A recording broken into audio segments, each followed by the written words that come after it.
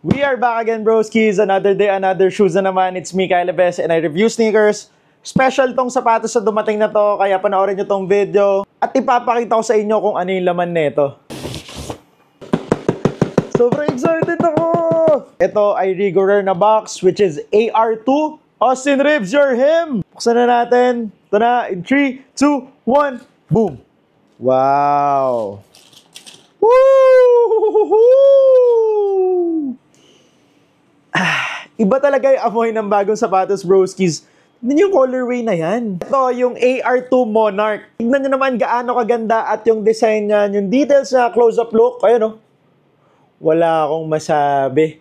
At alam nyo ba, yung performance ng AR2 ay mas maganda in my opinion kesa sa AR1. Pero okay din yung AR1, ha? Pero mas nagustuhan ko tong AR2. Mas finesse, mas pinaganda yung performance kung ikukumpara mo siya doon sa AR1. Wow!